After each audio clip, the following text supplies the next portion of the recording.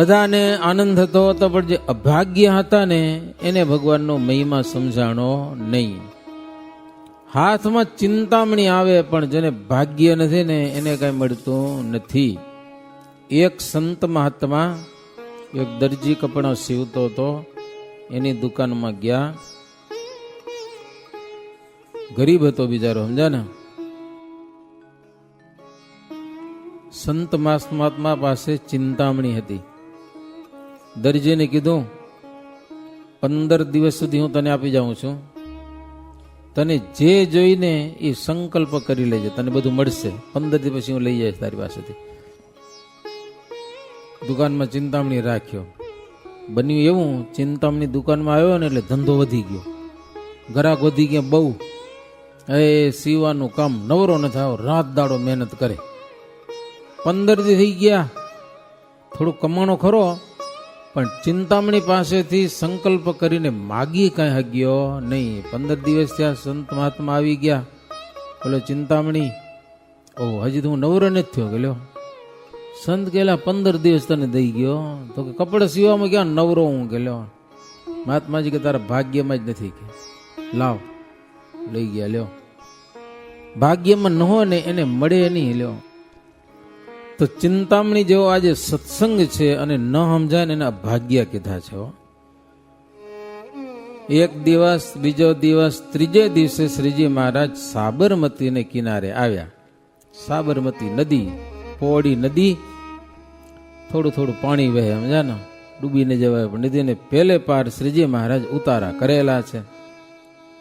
એ નગર વસાવી દીધું આખું. એને કિનારે તંબુ બંબુ બંધાણા. જણે કાશી નગરી, આ શું ગંગા નદીને કિનારે કેવી કાશી નગરી શોભતી હોય, વારાણસી શહેર, એવું આખું શહેર વસાવી દીધું. એ તંબુના પ્રતિબિંબ પાણીને વિશે પડતા હતા. તો જાણે શેષનારાયણ સંઘ લઈને આવ્યા હોય ને એવું બધું લાગતું હતું વાતાવરણ. કેટલાક કાઠીઓ ઘોડાને નદીમાં લઈ જઈને નવરાવતા હતા. નાઈ લે પછી બહાર નીકળવું પડે ને, પાણીમાંથી ઘોડો બહાર નીકળે તો જાણે સમુદ્ર મંથન વખતે ઘોડો નીકળ્યો હોય ને એવું દ્રશ્ય લાગતું હતું. એક ઊંટ છૂટી ગયો, કોઈ ખેડૂતના ખેતરમાં પહોંચી ગયો.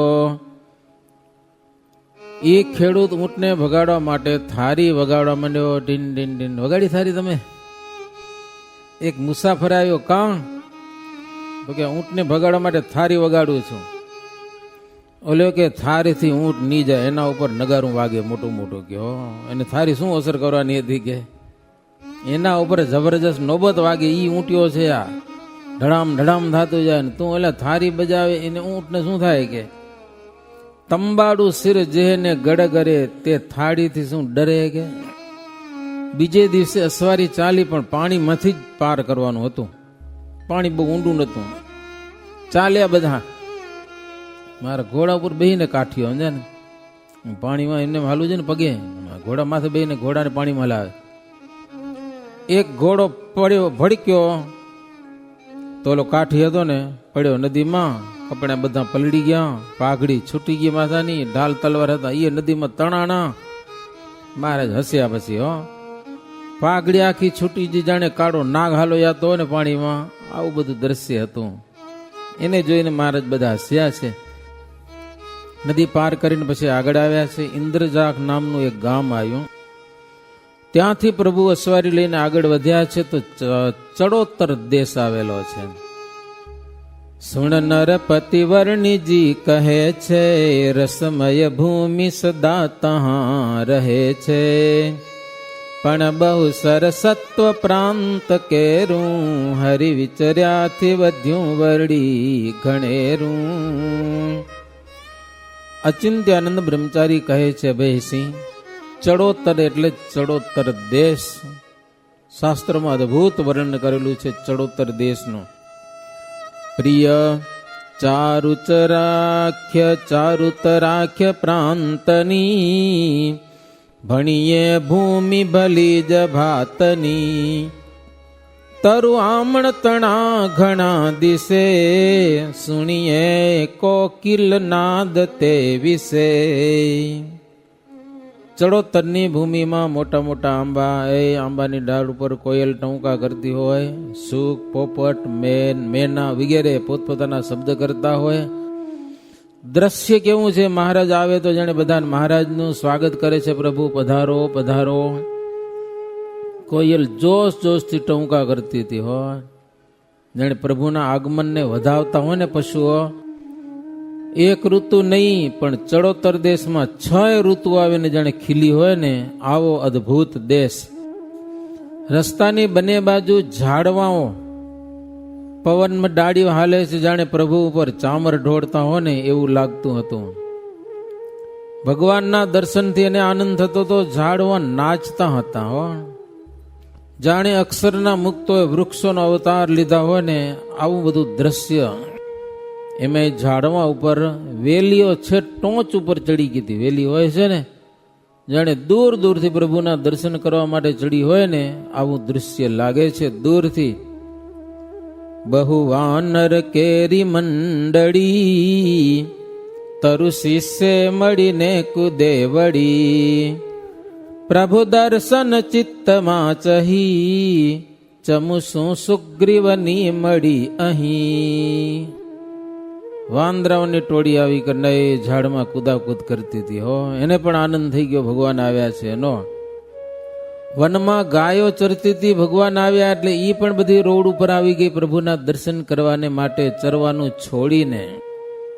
વનના પશુઓ, મૃગ, સિંહ, શિયાળ વગેરે એકબીજાને જે વૈર છે એ વૈરનો ત્યાગ કરી અને એ બધા પ્રભુના દર્શન કરતા હતા.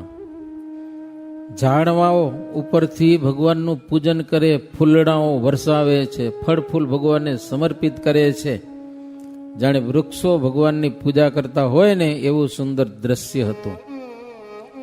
એમ શ્રીજી મહારાજ આનંદની સાથે સોજિત્રા પ્રભુ પધાર્યા છે. સોજિત્રા ગામ છે ને ત્યાં મહારાજ આવ્યા. સોજિત્રા ગામના ભક્તજનોને ખબર પડી મહારાજ અહીંયા રાત રોકાવાના છે, એટલે એ પણ બધા વાજતે ગાજતે મહારાજને સન્મુખ જઈ વાજતે ગાજતે પ્રભુને ગામમાં પધરાવેલા છે. શ્રીજી મહારાજ સોજિત્રામાં રાત રોકાણા છે. હવે વડતાલમાં શું થયું ઈ આવી. હવે વડતાલમાં જે મૂર્તિ બોચાસણમાં મૂકેલી હતી, કાશીદાસ પટેલના ઘરે વરસાદ વર્યો હતો અને એ મૂર્તિ અહીંયા કને મગાવી લીધી. એમ કરતા કાર્તિક સુદ ચોથ આવી. મંદિરનું કામ હશે અધૂરું, એ બહુ તાત્કાલિક બધું પૂરું કરવા માંડ્યા ઘણા બધા માણસો.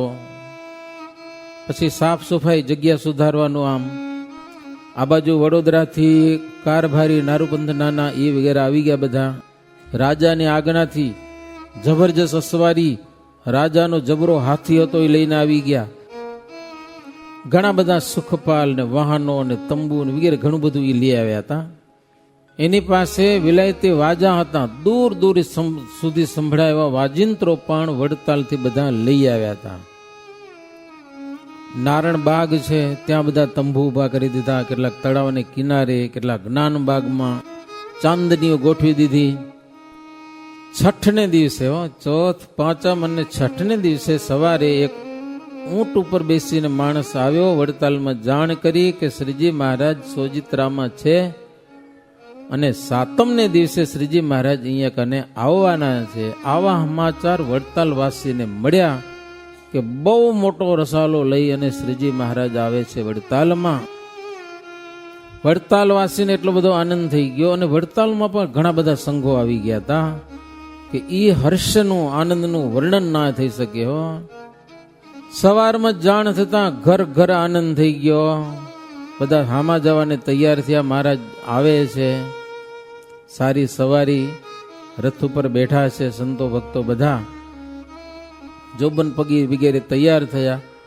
અને વડોદરાથી જે સયાજીરાવ સરકારનો હાથી આવ્યો હતો એને પૂરી રીતે શણગારીને મહારાજને સામે લઈ ગયા છે. વડોદરાથી ઉત્સવિયાની મંડળી આવી હતી એક, આજે પણ ઉત્સવ મંડળ છે ત્યાં કને. એ બધા શ્રીજી મહારાજને સન્મુખ જવામાં વડતાલથી બાજુ મહારાજ મેળાવ સુધી આવ્યા છે અને વડતાલથી ભક્તો છેક મેળાવ સુધી ત્યાં પહોંચ્યા છે. શ્રીજી મહારાજ મેળાવ આવી ગયા. મેળાવમાં નાયા ધોયા સવાર વહેલા નીકળી જાય, કારણ કે અંધારું હોય ને ત્યાં નાહી ધોઈને મહારાજ બધી નિત્ય ક્રિયા કરી અને પરવાર્યા છે. ત્યાં તો વડતાલનું સામૈયું મહારાજને સન્મુખ ગયેલું છે. મળ્યા છે બધા ભાવ પ્રેમથી મહારાજને મળ્યા ને પરસ્પર જય સ્વામિનારાયણ કીધા છે. એ વાજિંત્રો વાગતા હોય ને અદભુત. હાથી ગયો તો સામે માવતે હાથીને બેહાર્યો, ભગવાનને વંદન કરાવ્યા. ભણેલો હાથી જાણે અગસ્ત્યને મળવા વિંધ્યાચળ પર્વત આવ્યો હોય ને એવું દ્રશ્ય આમ લાગતું હતું. મહારાજ એકબીજાનું નામ પૂછીને મળ્યા, બધા કુશળ સમાચાર પૂછ્યા. નારોપંત નાનાએ વિનંતી કરી કે મહારાજ, સયાજીરાવ સરકારે આપણા માટે હાથી મોકલ્યો છે, આના ઉપર આપ બિરાજમાન થાઓ. હાથી ઉપર વિનય વચન નારુપંત કેરા, સુણી હરિને પ્રિય લાગિયા ઘણેરા.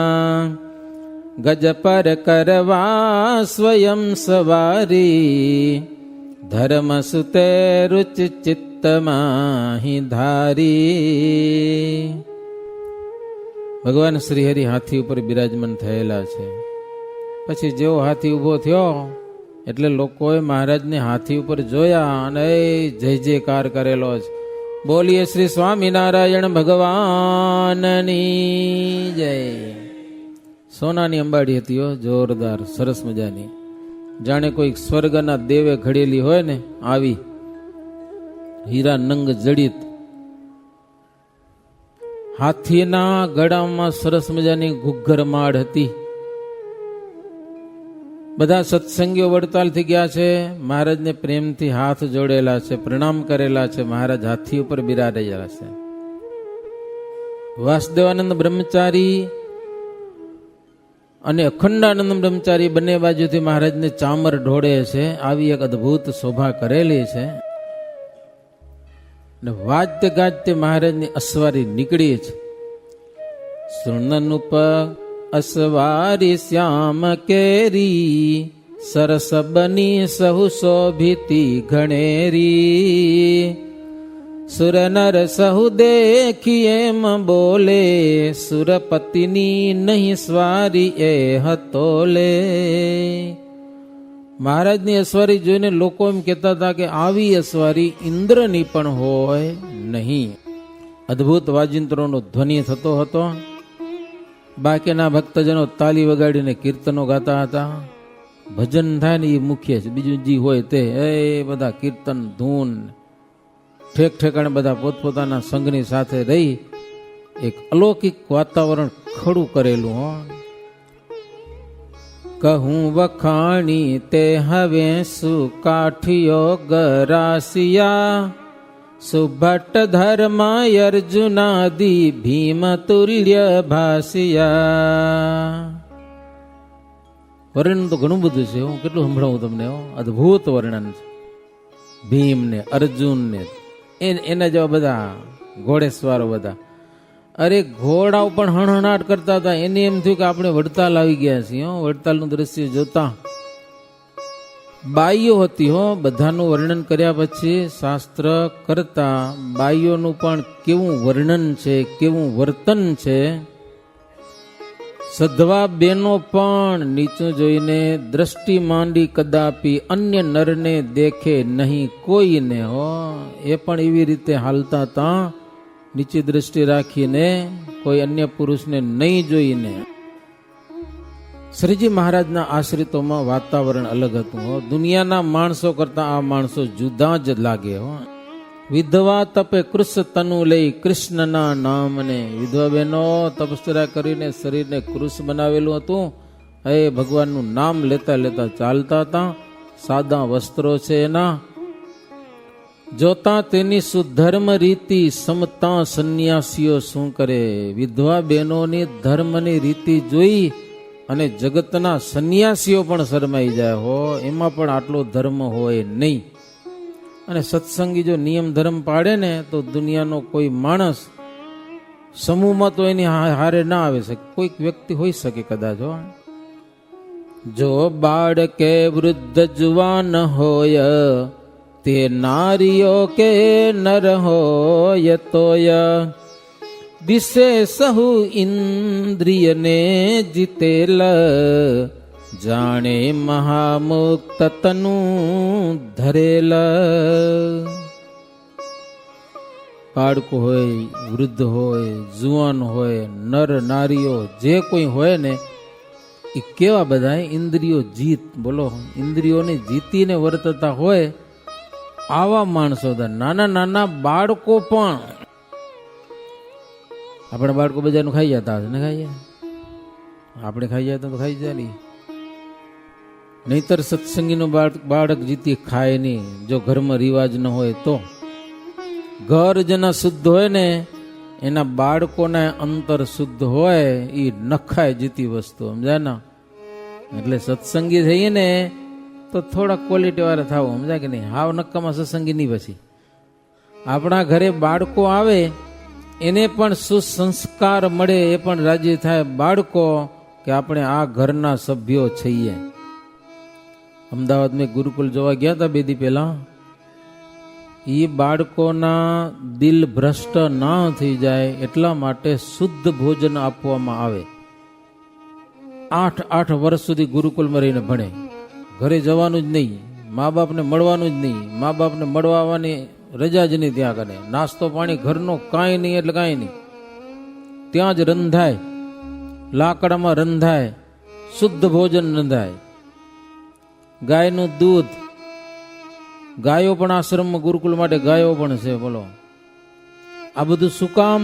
તો કે બાળકના અંતર અશુદ્ધ ના થઈ જાય એટલા માટે.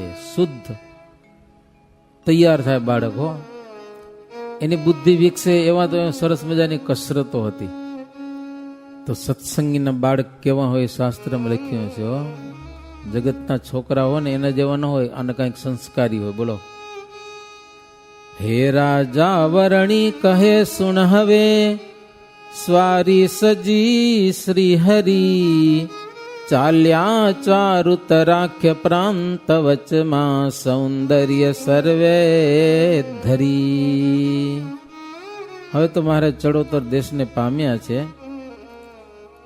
ચડોતર દેશ પણ બહુ અદભુત છે, પણ હવે તો મહારાજ આવ્યા છે એટલે એની તો શોભા શું કહું કે ચડોતરની. 6 ઋતુ જણે ખીલી હોય ચડોતર દેશની. મહારાજ આવે છે, એ સરસ મજાના ફૂલડાના વરસાદ થાય છે મહારાજ ઉપર.